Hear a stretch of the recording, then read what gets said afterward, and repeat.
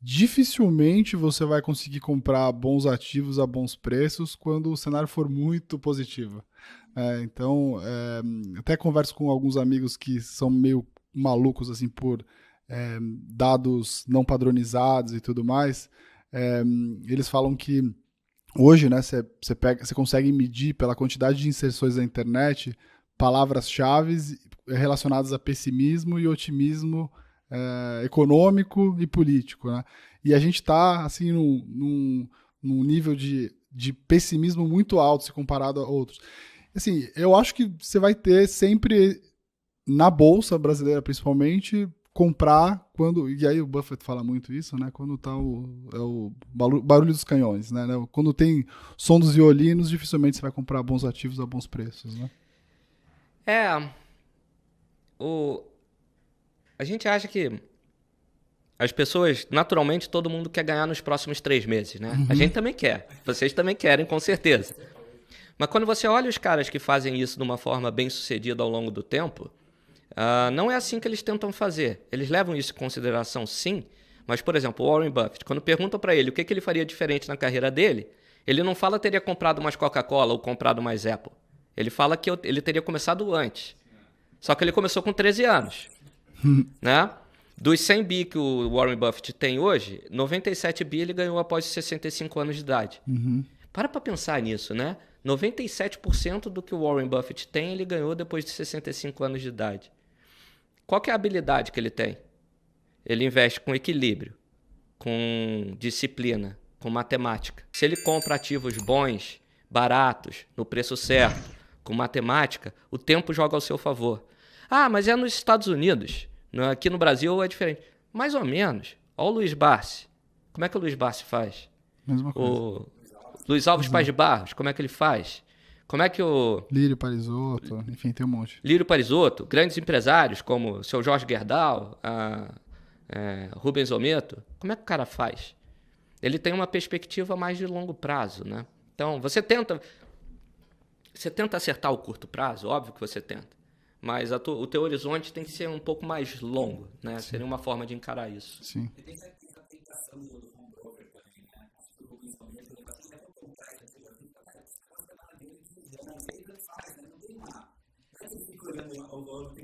Ah, sem dúvida. O home broker deu muita acessibilidade, mas gerou uma ansiedade nas pessoas bizarras, né? E comprar e deu uma acessibilidade também ruim de você poder comprar qualquer coisa. Literalmente comprar qualquer coisa. Você vai lá e compra uma coisa que você nem sabe o que é. Dificilmente você investiria num negócio de um amigo seu sem gastar 1 hora, 2 horas, 5 horas, 10 horas tentando entender, avaliando se aquele negócio é bom, se você está pagando o preço correto, se aquela pessoa é hábil o suficiente para tocar. Agora, quando você permite que a pessoa, em poucos cliques, vá lá no home broker, ele compre um ticker que pisca na tela, que tem um preço, né, e que basicamente você só precisa mandar o dinheiro e depois você virou sócio daquele negócio, mas na verdade ele não sabe, mas virou mais um especulador do que um sócio, e se deu uma capacidade das pessoas físicas, principalmente, a fazer muito mais besteira. Assim, dado esse cenário que é positivo, né? Que são os principais cavalos aí pra gente apostar de novo, a ideia que você falou que é muito legal, que é de risco, né? Como se expor aos bons riscos, né? Ah, a gente acha que o que a gente gosta no momento nos fundos são. O que a gente gosta estruturalmente, para dizer a verdade. Brasil a gente acha de forma geral melhor do que a média e é muito barato. A gente acha petróleo interessante. Houve um período grande de falta de investimento nos últimos 10 anos, por uma série de razões. E ele acaba servindo como head de geopolítica de guerra. Ah,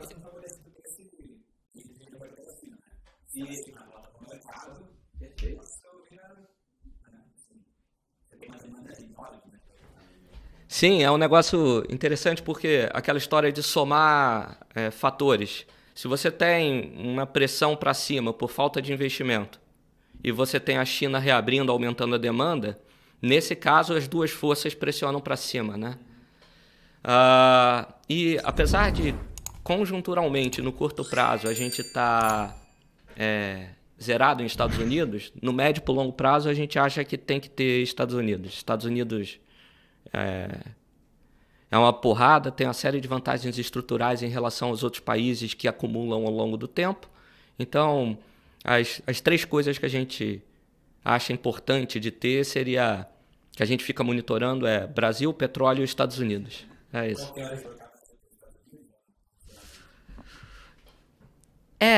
Diversificar um pouco o Brasil para Estados Unidos seria o ponto. Porque, conjunturalmente, o S&P, a bolsa lá, parece cara, vai ter uma desaceleração da economia.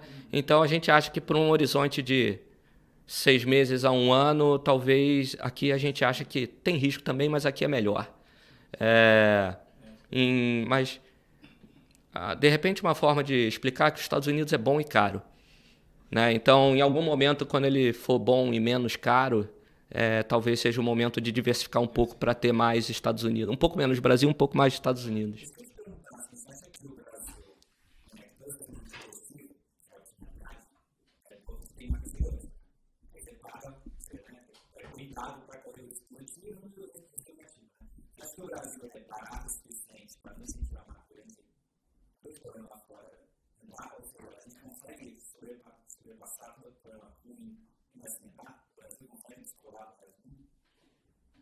Depende do tamanho da cagada. Assim, se o petróleo for para 200 enquanto a gente está conversando aqui, é difícil de descolar. Se tiver a China ficar em lockdown por 5 anos, é difícil de descolar.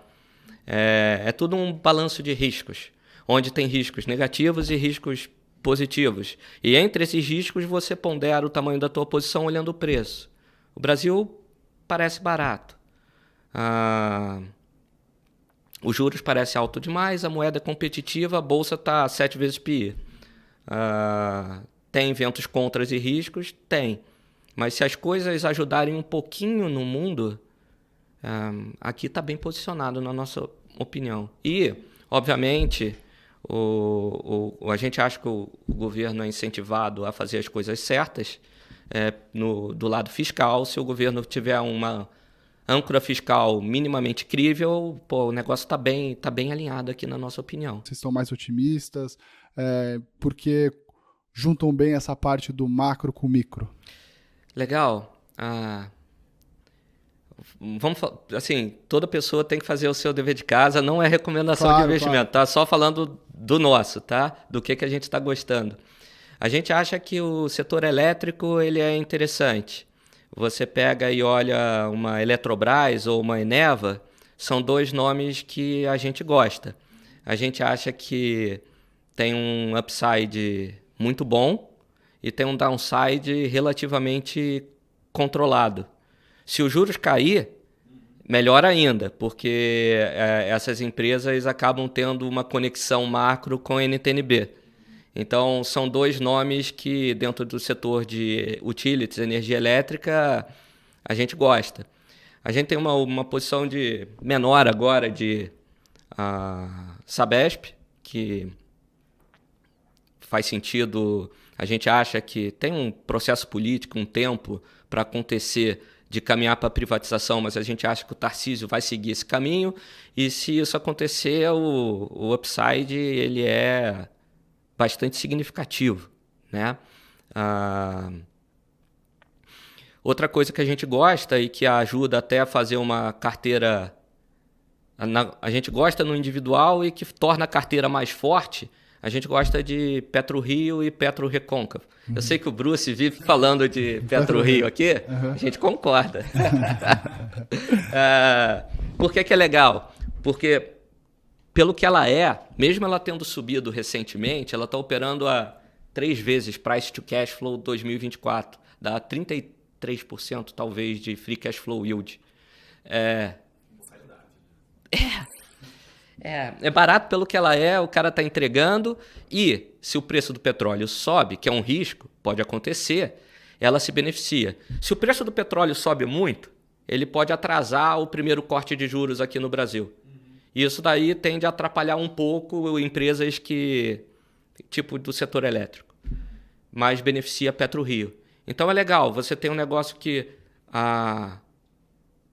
o todo é maior do que a soma das partes. Se você junta empresas que você gosta, que se beneficiam da futura queda de juros e que tem suas idiosincrasias positivas, porque muito upside e pouco downside, se você junta isso com outras coisas no outro lado que ajudam a proteger alguns riscos, tipo PetroRio e Recôncavo, você tem um portfólio que é mais robusto, né? Então, é mais balanceado. Ele aguenta. Se der um problema no petróleo, você ganha na PetroRio provavelmente, e você pode perder no curto prazo no resto. E se as coisas seguirem mais ou menos como estão durante 6, 7 meses, é possível que você ganhe nas duas, né? Então,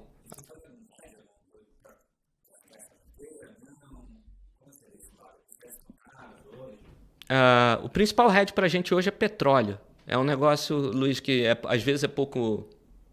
As pessoas falam pouco como se fosse hedge, né? Mas hoje o petróleo subir, ele é pela razão ruim, né? Então, ter coisas ligadas a petróleo é um hedge. Se você encontrar coisas que têm upside micro ligadas ao petróleo, você tem de novo aquela história das duas forças positivas somando para o mesmo lado. Então, o principal hedge hoje seria petróleo. Os outros hedges a gente acha difíceis nesse nível de preço. Durante 4 anos a gente era comprado em bolsa e comprado em dólar lá esse é um negócio que é interessante. De 2018 até janeiro de 2022 a gente foi comprado em bolsa e comprado em dólar. E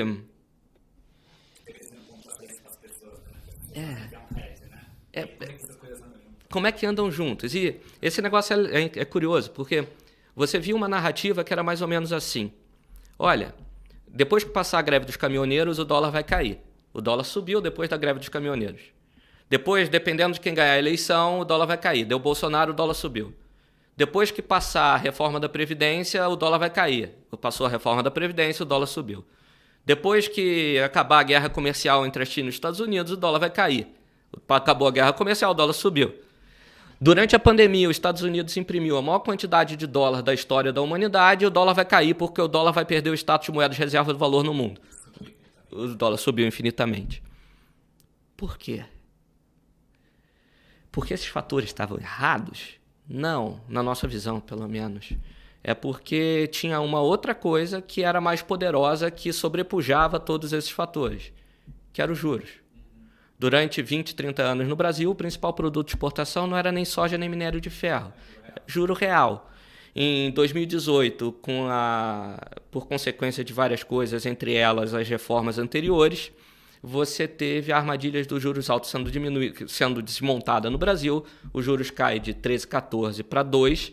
Nesse momento, o dinheiro do gringo que estava aqui, que entrava aqui só para comprar títulos da dívida pública, vai embora. Quando isso acontece, o dólar sobe. Só que ele sobe por uma razão boa, que a armadilha dos juros altos foi desmontada. Em janeiro desse ano, não dava mais para fazer isso. Por quê? É isso. O Brasil hoje, quando você olha o câmbio, você tem termos de troca, commodities, em patamares muito bons. O Brasil é competitivo. Quem tiver conhecido que trabalha com agronegócio, os caras estão nadando de braçada, né? A balança comercial está em 70 bilhões de dólares, é a balança comercial mais positiva de todos os tempos. Você não tem problema de balança de pagamentos. E você tem, dentro de 3 meses, você vai ter um juros real ex-ante de 11% em cima da moeda. Então, o real, do mesmo jeito que a bolsa é barata 7 vezes PI, carregar o dólar é muito duro.